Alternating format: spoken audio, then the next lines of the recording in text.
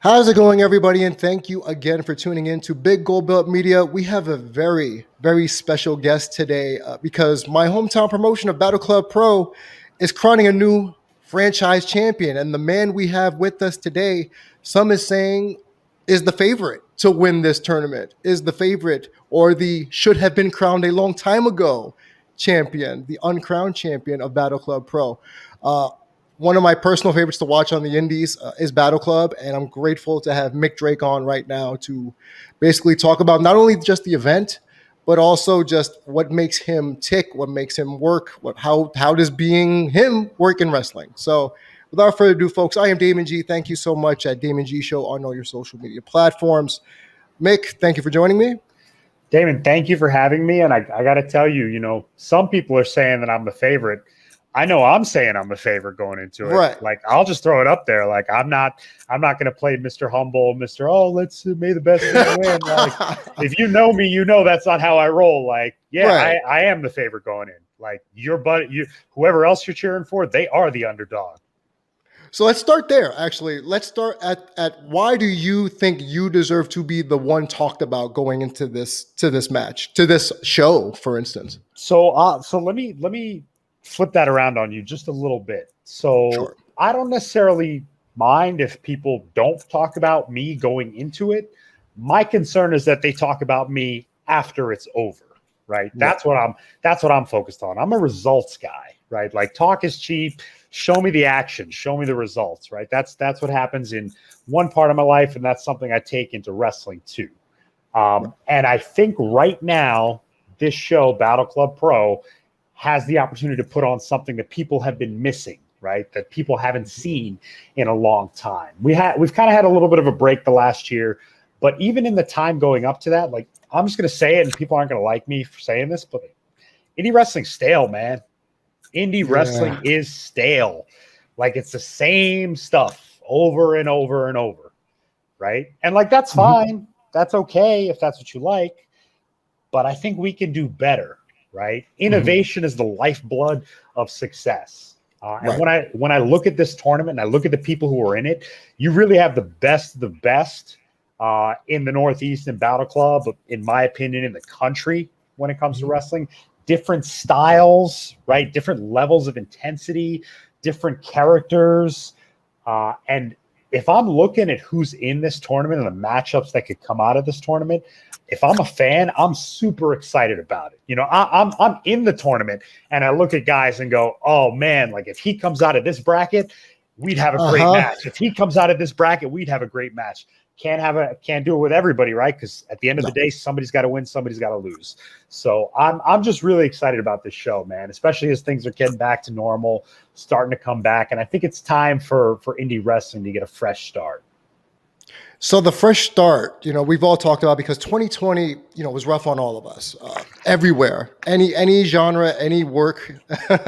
mine in particular was kind of rough as well. So when we say welcome back to wrestling fans in the Northeast, especially at Battle Club, what can they expect from not only the show, but from just you? So I don't want them to come to the show, not just from Battle Club, but from me personally, and get what they are used to getting, right? Get what they had gotten before, right? It'd be too easy to get comfortable and everybody just kind of get back into the swing of things and get back in the routine of, here's your 15 match show, and there are great matches and there's a couple of good ones and some not so good ones, but at the main event you leave, you feel good, right? Like, I'm not trying to do that. I'm trying to innovate here. And so when I look at what Battle Club can do, and I look at the direction that independent wrestling has taken over the last couple of years, and there have been amazing talents, right? People who've gone to the next level, they've done great things, but it's stagnant, right? It's the same kind of thing over and over. And to me, I did a lot of thinking over the pandemic, and I realized, what's missing in independent wrestling, and people don't like it. They think it's a dirty word, but the truth is, deep down, they love it because it's what got you in the door in the first place. It's sports entertainment, right? That's at the end of the day, you got to be entertained and invested in what's happening in that ring. And that's what I'm trying to bring back. So what part of sports entertainment are you trying to bring back into wrestling? What's important to me is that the people watching a show are invested in the characters they see in the ring. Okay. Not just in the performance those characters put in, not just in the same old, like, hey, man, great match. I can't wait for these two to shake hands. Man, I don't want to shake hands with anybody. Like, I want to beat you. You know, like Kobe Bryant didn't go into the finals going, I want to be this guy's best friend. He went into it going, I want to kill that guy. That's what I want to bring back, that high level competitive fire. And I know everybody loves competition, right? They love to put the stars on the matches, right? Because that's what matters. It's competitive. Man, ain't nothing more competitive than bad blood. And that's what I'm bringing back. I want you to care about person A walking in and person B walking in and care who walks out. That's what I care about. And I think that comes from your background as an athlete in general. You talk about competitive nature, you know, and I've seen in other interviews you talk about from the basketball court to the wrestling ring. It's not about, you know, just shaking hands and kissing babies. It's basically about may the best person win, and 9 times out of 10, it's going to be you. That's what I gather. Here's the dirty truth, and people don't want to talk about it, right? Because you know, PR is important. Right. But the people who are successful, whether it's on a basketball court, in a wrestling ring, in a boardroom, they got to be killers, man. And everybody in the room with them or on the field with them or on the court with them, they know that they're a killer, right? That's what you got to be relentless about victory if you want to achieve success. And you know what? It's great to be cordial with people. It's great to be respectful.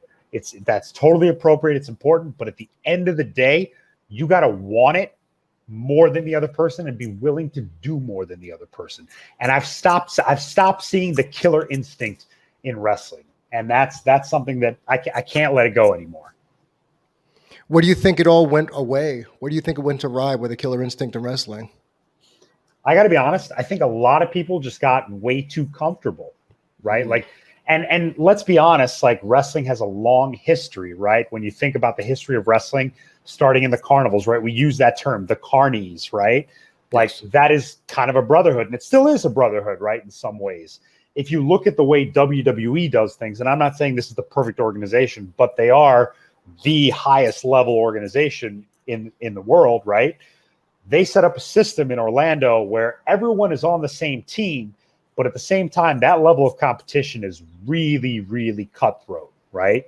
Like if you're not getting better, somebody else is. Yep. And if you're not improving, somebody else is. And if you take a day off, somebody else isn't, and they're going to get ahead of you. And so I think the dirty secret is that in wrestling, people just got way too comfortable. They wanted to be friends. They want to be liked by everybody. People aren't secure enough in who they are. They look for that validation from other people rather than having it themselves and knowing, hey, this is who I am. This is what I'm good at. This is what I'm going to do. Instead, they're worried about ruffling feathers. And you know what? I just want these guys to like me. I want the promoter to like me. I want this guy who's a good wrestler to like me, right? It's great if you like me. Like, I'm going to be courteous. I'm going to be cordial. I'm going to be respectful. But, like, I'm coming for you, man. Good. And as well you should, because let's be honest here, a lot of to what you're saying, people are just so worried nowadays of ruffling feathers and just not saying the wrong thing or acting a certain way. I think wrestling needs more people who are willing to take chances. So with your mindset, you know, you have this athletic mindset, you have this dominating mindset. How do you take that and channel it into your in-ring work as you get ready for this Battle Club show? So people, you know, one of the things that motivated me the most over the last year, and there were, I want to be clear, you know, there were some shows in 2020, right? People tried to do the best they could. Some people had some shows, they recorded it, put it on digital, like put it up. I didn't wrestle a single time last year because I said, you know what? I'm going to step back and I'm going to use this time when everybody else is complaining about not being able to work out or missing wrestling and sitting around and streaming Tiger King for the 35th time. Truth. And to be, you know what? I streamed it once. I didn't need to watch it over and over again, right? But I'm going to take this time and I'm going to add some size. I'm going to add some athleticism. And then I'm going to pare things down so that when wrestling comes back, I'm better than I was when wrestling stopped. not as good, not working into shape. You know, I like people are gonna hate me for this, but I saw some people saying like, "Oh, wrestling just came back." Like, you know, you can't fault the wrestlers if the matches weren't great or if they weren't in amazing shape. They got to work themselves back into shape. And I'm like, yeah, I can fault you. Like, what the hell you been doing for a year? You know, like I went out of my way to try and put on some size. I bought a sled and was pushing it down the street in New Jersey like a lunatic, right? And by my parents' house in suburban New Jersey, I bought a bunch of weights. I made the investment in myself. What did you do? You sat around. And if you don't have the money, that's fine. Like, go find a playground, do pull-ups, right? Like, there's hills, you can run, like, you can always do something, right? And I saw way too many people doing a whole lot of nothing, right? And I'm going to be honest, like, the plan that I put together has me coming to where I want to be maybe in a month or two, right? Like, because when you add weight, then you cycle back down, you drop some weight, like, it's a process, right? But I'm on the path to being where I want to be. Meanwhile, other people just kind of resting on the laurels. Like, yeah, it was kind of a big deal on the indies before COVID happened. Like, it'll all come back. Like, okay, man, if you're cool with that, that's fine. But like I said before, I'm coming for you. See, I can't wait to see that, because that's the mindset a lot of us, you know, New York, New Jersey folk, we have this grind, get her done mindset where it's like, no, there's no excuses, because to your point, there's always wrestlers out there trying to get better, supposedly trying to get better. And then when it's put up or shut up, the results aren't there. So I feel like now this was the perfect opportunity. This show was the perfect opportunity for people like you to really open some eyes and shut some mouths, you know, who may not know you, who may not know other people who are on this show. And it's a welcome back to the wrestling industry. And from what you're telling me, it's a welcome back to the old days of wrestling. Let me specify that a little bit, because people say old days of wrestling, and sometimes that comes with other connotations. And so here's my thing, right? I want wrestling to be as good as it could possibly be, right? Because at my core, 12-year-old Mick, 10-year-old Mick, 8-year-old Mick is still in here, and he loves pro wrestling. Sports entertainment, pro wrestling, whatever you want to call it. Yeah. So it makes me happy when wrestling is at its absolute best. And I have always said this, I still say it, I'll believe it. When pro wrestling is really, really good, there's nothing better than it, right? When you have the moments, not the matches, the moments in those matches, right? That's when pro wrestling's at its absolute best. You and I, we love Bret Hart versus Steve Austin from WrestleMania 13, right? We can pick that apart. We can listen to the podcast where they break it down, look at all the subtleties. You know what everybody remembers from that match? Not what they did, then the brawl, this. There's one image, right? It's the blood coming down Steve Austin's face. That moment is that's what's missing in wrestling, the moments. So I want to bring those moments back. And my thing is, you know, I used to always be super nice about it. I will always be cordial, but I'm done being nice. Like, here's my thing, man. This up here is my level and where I am going to be and where I'm going to be going up from. If you can't get to that level, it is not my job to drag you kicking and screaming up to that level. If you can't keep up, if you don't want to keep up, there's the door. See you later. You're not good enough. Out. Next.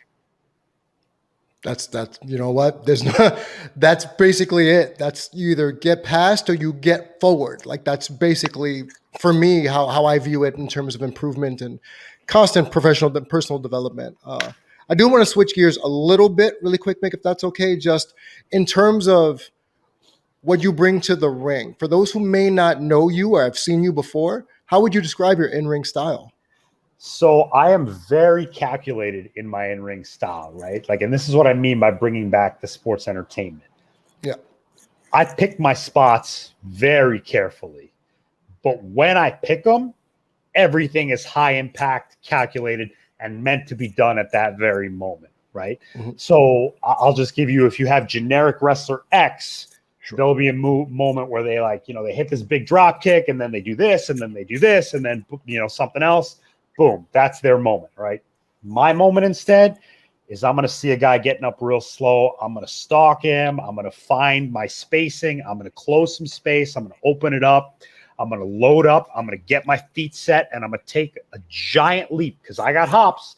If you've never seen a 6'3" guy do this, I'm telling you, like, I got hops, and I'm going to nail him right in the forehead with a massive drop kick. And I'm going to soak it in, and I'm going to take that moment and recognize I hit him. I'm going to look around. The crowd's going to know I hit him, and then I'm going to take the next step. So I'm very much a pick my moments, pick my spots kind of guy. Everything I do is emphasized to the T. So you will not see me rushing through stuff. You'll not see me doing 8 million, 9 million things. But I promise you the things that I do, I do better than anybody else. Well said. I guess my next question is, in that vein of that style, who are some of your contemporaries that you can say, okay, this is someone that I've taken my own lumps from, I've learned from under that learning tree, or just someone in the past that you idolize where, hey, I want to emulate this style? So there's two people. I'll pick two contemporary people because I could go all day into the past. Right. I'm a student of the game. I could go all day about Brett and $1 Million Man and Mr. Perfect, and we could go all day about that. But I'll pick two contemporaries because I think that's where we are. And these are the highest level guys. So the one won't surprise anybody. I'm a big Randy Orton guy. Yes. Okay. So Randy is incredible at picking his spots, taking his time, and making sure that everyone knows exactly what that character's thinking when they need to know what that character's thinking, right? He's consistent in what he's doing at any given moment, except when he doesn't need to be, right? I think Randy is just incredible from a psychological standpoint, from a physicality standpoint. When he hits a guy, he hits a guy, right? Yeah. There's no pulling back. There's no, this is too fast. This is everything he does is super deliberate. And that's something that I've tried to really channel myself for a long time. And the other one may surprise some people. It's not going to surprise people who know me, but it may surprise you. It may surprise some fans. I'm going to go to a limb here and say The Miz is an incredible. Yeah. So a lot of people are surprised when they hear this. When you look at what the complete package of a superstar is, now we're talking about one specific aspect of pro wrestling, right? The superstar world. That guy hits every box and then knocks it out of the park, right? Can work with any talent, can be on the microphone at any given time, can take the emotions of an audience and manipulate them based on what he says, how he looks, his mannerisms. These are things that, and I'll just throw some wrestling fans under the bus when I say this. No, it's true. They don't realize how important it is to what they love, right? When they see it, they love it and they get super into it, but they don't outwardly recognize that, ooh, that's what made me care about that. That's what made me get invested in that. So I'm just trying to make sure that technique, that part of the game is not lost, right? And that in the next generation of guys, we see people who take these things and put it out there for the fans to recognize, oh, this is why I fell in love with it in the first place. This is what's been missing. I'm super into this, right? And that means putting a little bit of a modern sprinkle on it too, right? So that's why when I said like old school guys, like, back in the day, I'm fully aware, like, hey man, we got to take what we got from back in the day, take where we are now, sprinkle a little bit of the old stuff on it, kind of put it in a shaker, shake it up. And that's really where the greatness is born. That's where the innovation comes from in my mind. Right, because what's old is now new. When we go back in the past and bring it to the here and now, because a vast majority of young wrestling fans, for instance, they won't know who Mr. Perfect is. They won't know. We're going to get to a phase where no one knows who Bret Hart is, and it's people like you who want to revisit those times of yesteryear. Harley Race is another one that springs to mind, where people don't know the greatness of that kind of wrestler, where if you do it now, it's considered boring. When you mentioned methodical, yes, you need a methodical wrestler. You need someone to be calculated, to hit all those spots. You mentioned The Miz. The Miz, for me, as much as people hate him, and that's the point, he does so much just with every little thing he does. And I've noticed that when you were in Battle Club the last couple of years, where people just started to boo you just because you walked out. And that's impressive, because I know Darius Carter is the only other person I know that can get booed just by walking through the curtain. but you've been able to emulate that as well. And now that you're telling me, the contemporaries, that's impressive. And I wonder for you, is that something? Let's say you get into training down the road, you want to train the next generation. Is that something that's important to you to keep passing that forward? It is, because that's the stuff that makes you successful at the highest level for as long as possible, right? If you have that in your toolbox, you Yes. can continue to do this for as long as you physically can, for a long time, right? Because at the end of the day, Father Time is undefeated, right? The greatest athlete, Michael Jordan stopped playing basketball, right? But he played it at a very high level, much longer than he probably should have, because he knew his spots on the court. He knew where he wanted to get to. He knew where he had to be. He knew how to manipulate that. So the same thing in wrestling, right? If you can elicit that kind of disdain from an audience just by your mannerisms, or the way you walk, or the methodical nature in which you pick your head up over the rope or over the turnbuckle, that stuff is timeless. And especially at the highest levels of the game, right? That's the stuff the camera needs to capture. And people don't like to hear this, but the truth is, if you're doing this full time, you can't rely on your athleticism, right? Because at some point, the athleticism is going to decline, right? The physical ability is going to decline. Can you use the other tools in your toolbox as those gifts begin to decline to continue to perform at as high a level as possible? If you can do that, you can do this for a really long time. You can make a lot of money, and you can be really, really good at an art you're passionate about. Right. And for the audience that may not know, how long have you been in wrestling? So I have been wrestling. So it's hard to count 2020. I count 2020 as a wash, right? Right. So it's been between 14 and 15 years. I started my sophomore year of college. I've had a couple of WWE tryouts. I'll be very honest. I have worked and done consulting work for WWE on the business and talent development side of things. So being on the tryout side is interesting. Being on the side where you're evaluating tryouts and talent that's under contract and thinking about future business plans and whatnot is really intriguing, right? And they see that value in me being in that position potentially down the line as things change. And so I've been around for a pretty long time. And it's really only the last couple years that I made a concerted effort to go, okay, time to make my move, right? And the last couple of years I was in Chicago for freelance, right? I was in Portland for the West Coast Wrestling Connection. I was in Texas for Reality of Wrestling, Florida for Ronin.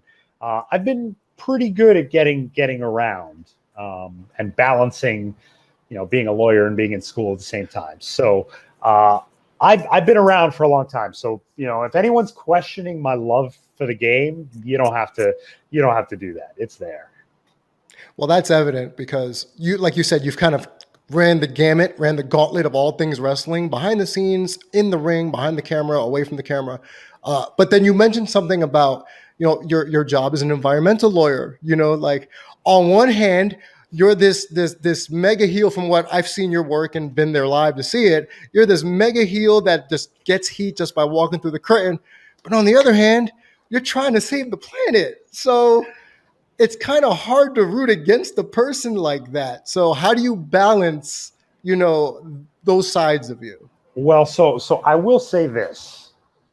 They're not as different as you think, because at the end of the day, if you're a good attorney, right, what are you if not putting on a performance for a jury, right, or for a board of directors if you have to put the fear of God into them, right? Like, what are you if not on stage with the lights on, right? So I don't think those two are as unrelated as people may think. Now, obviously, Mik Drake, the wrestler, is a little bit of a jerk sometimes. But he's a jerk because he knows what he wants, and he's willing to go through anybody at all costs to get what he wants. And it's the same thing. If I'm in a trial and my clients have their back against the wall because they were screwed over by a big company and now the water's been poisoned and they've suffered because of that, like, you better believe I'm going all out and channeling a bit of Mik Drake in those depositions and in those litigation environments. Right. And that kind of goes hand in hand also with your master's program at Columbia in terms of just strategic communications. Like, can you tell us a little bit more about that? So what is pro wrestling if not communication, right? Right. We're communicating with our bodies, our faces, our eyes, our mouths, what we say, what we don't say a lot of times. This is not going to be a surprise to anybody who knows me. I have pretty big aspirations, right? Like when I first got into wrestling, the goal was, oh man, I really want to be, John Cena, right? And then it was, well, I really want to be The Rock. Like, he became this actor, this brand, right? And I did theater growing up. So it kind of tracks. And then as I got older, especially with this attorney background, this Columbia thing, I went, wait, hold on. Why be The Rock when you can be The Rock's boss? Right? Like, so why be the person on the TV show when you could be the person running the media company? Right? So I have aspirations that go beyond wrestling, and a lot of times people look at that and they go, "Oh, he doesn't really love wrestling." Like, okay, like if that's what you want to say, that's up to you. Like, I know how much I love this, but what does it say that I have these aspirations and I'm still better than you at pro wrestling, right? Like, what are you doing with all your time? But I to answer your question, I'm very interested in the future of the media business. I think it is very interesting how wrestling has kind of been at the forefront of this. Fans may be surprised to hear this. This is not a surprise in the business world. Professional wrestling used to be a live event business, right? It was how many tickets can you sell? What was the gate? How many people can you get into the building? How much merch can you sell? It's not a live event business anymore. It's a media business. It's a media rights business. So big wrestling companies sell the rights to their content to either television networks or now streaming services because they want eyeballs on the product, right? And people want engagement with their streaming service. So I think it's interesting that wrestling has kind of been this marker, before other parts of the media industry pivoted to digital. Wrestling was kind of the first one to do it. We can say a lot about Vince, but from a media business standpoint, he's one of the most brilliant media businessmen that we've ever seen. I mean, the network was direct to consumer media before anybody was doing it. Now everybody's got a streaming service, right? But really, Vince and company were the first out the gate, outside of Netflix maybe, to embrace that model. And you mentioned that why not be The Rock's boss? Is that something besides just owning a media company? Like, how big can Mik Drake go in both in and out of wrestling? Well, so to be clear, that's partly a joke, right? Like, why be The Rock when you can be The Rock's boss? But it's also not in some ways, right? I'll be very honest. I've said this to people. I should be the person negotiating, when the time is right, when I've had the experience at slightly lower levels, right? I'm not delusional. You don't just become CEO of NBCU, right? Like, that would be insane. Right. You need seasoning, you need experience, you need to make mistakes, you need people who are willing to mentor you, right? All that aside, I think I see myself at the C-suite level. So that's at the, COO, or whether that's chief revenue officer or what have you, at that level at a media company. Now, whether that's Warner or NBCU or even WWE, maybe at some point, like, we'll see. But that's where my interest lies, is in that world. And wrestling has in so many ways been a great way to prepare for that, as we've seen the wrestling business change from a live event business to a media rights business.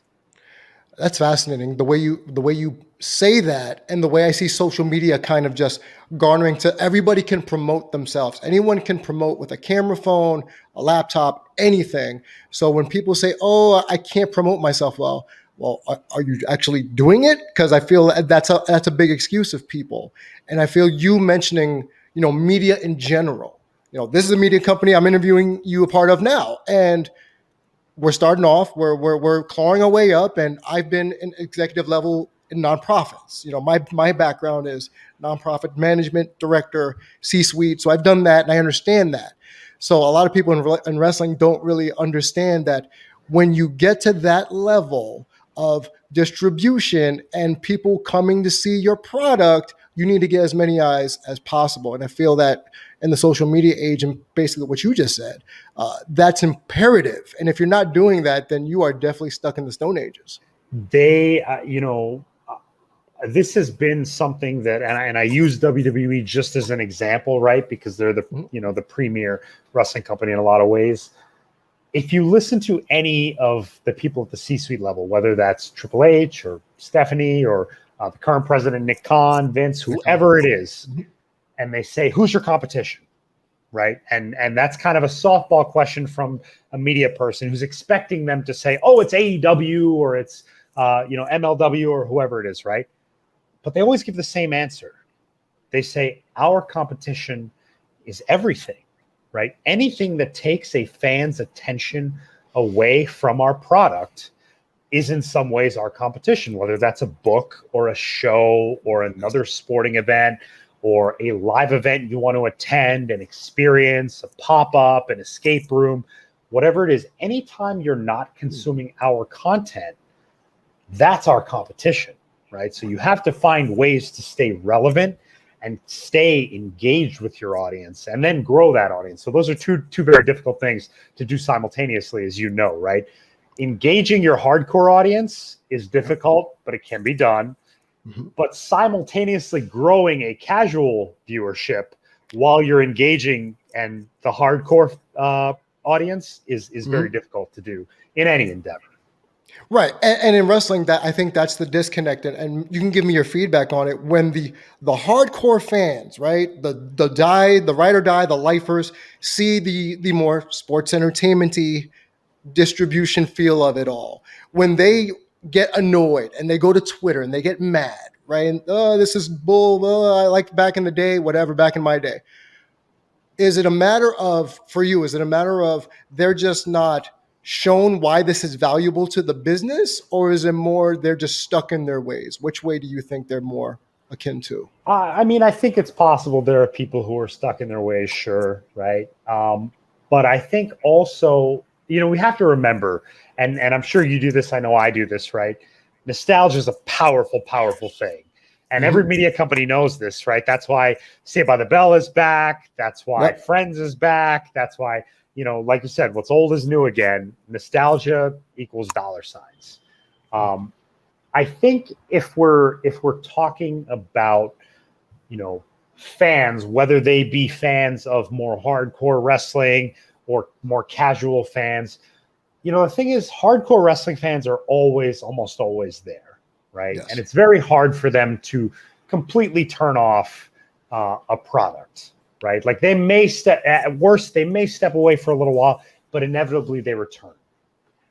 The more casual observer, once they're gone, right? Like they're on to something else. And so I think some wrestling companies have been very smart. They have said, okay, they have looked at the media landscape, looked at what they were going to do, whether that was like WWE launching a streaming service, and said, hey, we need to go all in on maximizing our existing audience, right? And maximizing and getting them engaged. And you talk about tweeting online, oh, I hate this, I don't like this. That's still engagement, right? That's still engagement with the product. So, if you go all in on that, you're going to get that fan base very riled up. They're going to be engaged. They're going to stay focused on your product. And then you have other strategies for continuing to grow the casual fan base with respect to like an international fan base, right? Or a market that hasn't necessarily been tapped, right? So you can kind of make up the loss of domestic casual viewers with an increase in international viewers, right? So, and is that a perfect answer? No. Is it a calculated business answer? Yes. That's what, there are no easy decisions in business, right? Like if there's an easy decision for somebody at the top to make, like somebody's already made it 3 levels down, right? Right. So I just want to remind everybody, we're talking with Mik Drake here on Big Gold Belt Media. This is Damian G on behalf of the media company. He's our sponsored athlete for Battle Club Pro. Man, listen, when they gave me a list of people that we could sponsor for this event, I talked to Najir and I said, Mick, you want to know why? I said, because everyone's going to be jumping on Casey Navarro. Everyone's going to want O'Shea Edwards. I said, no. I've seen Mick for years when I lived in the Northeast. That guy gets it. He knows what it's like to use his mouth as his mouthpiece to further a match or further an angle, and he can go. And I said, I think that's the dude we should put our horse to. So he is, yes, I may be biased. I don't care. He is our sponsor athlete for May the Franchise Reign, and I'm looking forward to it. So I got a couple more questions. I don't want to waste any more of your time. So I like to have a little fun at the end of my interviews with people, basically saying, like either word association or just quick hit. So I know you went to Rutgers, and I know I went to Pace up in Pleasantville, and I met a lot of Rutgers people in college. What are some of the misconceptions that people have about Rutgers University? So I'll say this, because I remember very clearly when I was leaving high school and I was getting ready to go to college, whatever it is, junior year, senior year, trying to figure it out. I wanted to go to NYU because I wanted to go to school in the city, right? Mm-hmm. And I got in, but they didn't give me any money, and Rutgers gave me some money. And I went and I told my parents, I was like, I don't want to go to Rutgers. Like, every kid in New Jersey goes to Rutgers. Like, I don't want to go to Rutgers. My parents convinced me to go. I went. Best decision I ever made.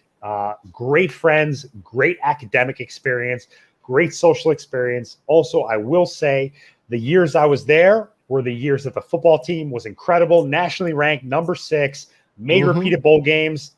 I'm not saying I was responsible for that. I'm just saying interesting coincidence. That's all. I mean, it might have been Brian Leonard and Greg Schiano, who knows, but it might have been me in the stands. You never know. It's a great school. They're always growing. A lot of the academic experts you read in newspapers, in magazines, they've all come through there. David Stern was a Rutgers alum.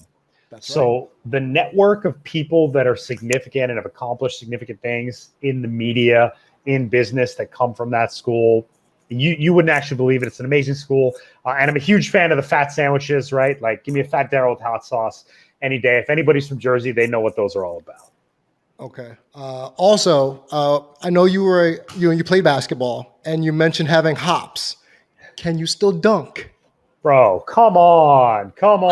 You said Father Time comes for all of us, so I need to know, can you still dunk? So here's what I'm going to say. Father Time does come for all of us, but I am going to be dragged kicking and screaming by Father Time so that when he finally gets me, he's going to go, damn, man, that guy put up a hell of a fight.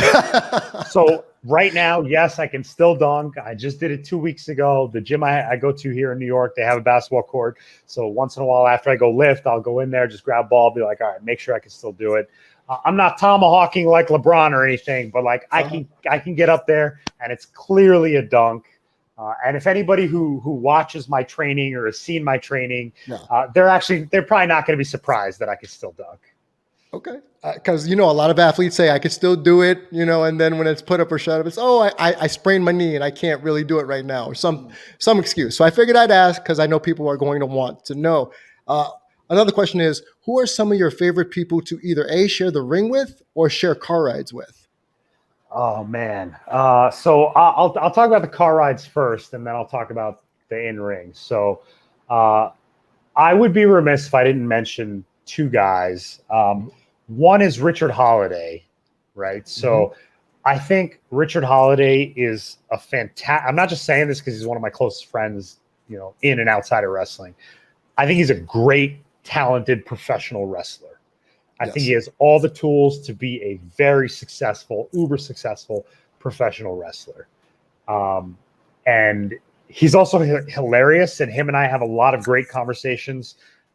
He's not going to like me saying this, but about what it takes to be a better person, a better human being, committed to your goals, being very self-aware. Just in general, when it comes to development and growth and whatnot. And I always enjoy those conversations with Richard Holiday. The other one, I don't get to see him as often anymore as I did when I was wrestling on the West Coast. But hopefully I'll be seeing more of him soon, is Alex Hammerstone, man. That guy, like, Alex is just a great guy. He's hardworking. He's committed to the craft. He's committed to the wrestling portion. He's committed to the entertainment portion. And if you follow him, you know exactly how dedicated he is to taking care of his body, making sure he's putting out the best product possible. Both of those guys are amazing to be in the car with or on a plane with. Both of those guys are also really fun to be in the ring with. Richard Holiday and I had, it's one of those underrated matches. I think it was at PAPW a couple years ago. And it's a 25-minute burner of a match. And those are some of the best ones, right? Where it's like not a super indie kind of card, but there's a great crowd and everything clicks, and it's just a fun match to have. Those are two that come to mind off the top of my head. Okay. Two more questions. I guess number one, you mentioned this, so I wanted to follow up about personal development. I know you've been a big advocate of that, about people continuously pursuing their goals. Where does that come from within you? So I'm a big believer, like if you're not getting better, you're getting worse. Right. And I got to be honest, when I started wrestling, I told myself, if I do this, I'm going all out. And if I don't get what I want out of this, it's not going to be because I didn't do the work, right? If you listen to all great athletes, and when I say great, I'm not talking about average. I'm talking about a Jordan, a Kobe, a Gretzky, a Brady. They all say the same thing or some variation of the same thing. You do the 99% and you put yourself in a position to win, and then whatever happens, happens, right? Because the reality of our world is it is luck to some extent. But you control what you can control, and then you let go of what you can't. And my thing has always been, how can I put myself in that position by being the best version of myself, right? The continually evolving, better version of myself. And so that comes from a lot of self-introspection, which is not easy, right? It's not fun sometimes, but I find value in it. I think if I can do a shout out, Jackson Stone, who's a wrestler, writes a lot about this, tweets a lot about this, does a podcast specifically focused on this topic that's very accessible to wrestlers. I read a lot of books that are about emotional intelligence, EQ, because that stuff is what helps you in business, in sport, right? Like those are the soft skills that really matter. Right now, I just got Tim Grover's new book, right? It's called Winning, The Race to Greatness. And if people don't know Tim Grover was Michael Jordan's trainer, and then he was Kobe Bryant's trainer, and then he was Dwayne Wade's trainer. So I think this guy knows a little something about having the right mindset if you want to achieve success. And I think that translates to anyone in every part of your life, right? Whether it's being an athlete, being a better parent, a better partner, a better, business person, lawyer, doctor, whatever it is you do. That's inspiring for me. And as a personal development coach myself, I appreciate there's advocates out there in the wrestling world that want people to actually grow and evolve. So kudos to that. And I guess my last question is, you've kind of touched on it, but what's the legacy of Mik Drake when it's all said and done? It's not written yet, but it's going to be, wow, this guy blazed a hell of a path, right? Like I will tell you very honestly, someone pretty high up at WWE once asked me, what are you doing here? Like, why do you want to be this wrestler? Like, yeah, you're a lawyer and you have this amazing job and you're really smart and you're really capable when it comes to, academics or an executive type role. Like, why do you want to do this? And I told him the truth. I said, because just one isn't enough for me, right? I want people to look at me and go, wow, that guy was a great pro wrestler and also was a great executive and also was a great innovator and a great entrepreneur. And I want people to look at that and look at that as proof that you actually, if you put yourself in a position to win, if you put the work in, you can do just about anything. There are obviously going to be some limitations. There's family, there's finance, what have you. But if you really want it, if you knuckle down, you can find a way to at least be in the game. And that's what I want people to take away, that if you put the work in, if you can find a way to be in the game, whatever that game is in your life, whether it's being, a great partner or a great business person, great athlete, whatever it is, you can find a way to do it. But you just got to want to do it and make it happen. That's true. Words have never been spoken. Thank him. I really appreciate you saying that. Too many people rest on their laurels, like you said earlier, and I'm glad that there's people out there that are constantly pushing to reach those greater heights that their limiting beliefs may not allow them to do so. And if But I I can, digress. one last thing I'll say, Damien. I know we got to go. The thing I want people to take away is people aren't always going to like you when you do that. Like, people are going to resent you or talk trash about you when you do that, because they look at the leap you're taking and they can't imagine themselves taking that leap. So it's just much easier to discard your leap, right? And say, oh, that's crazy. Oh, Mik's nuts. He'll never get a job with WWE. Being a wrestler and an executive, they don't do that. They do. They do. Mm-hmm. There's one prominent example. Like, why can't there be two? That's all I'm saying. Right. So just remember, if you want it, you got to go for it. Well, I can't say it any better than that.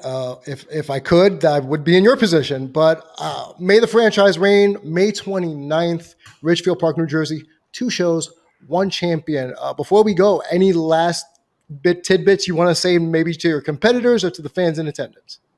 To the competitors, man, you about to get rocked because you have no idea what's coming for you. I'm telling you, you coming in here thinking, oh yeah, show's back, we're gonna do great. I'm coming in at 100 miles an hour, man. Like, I'm just telling you.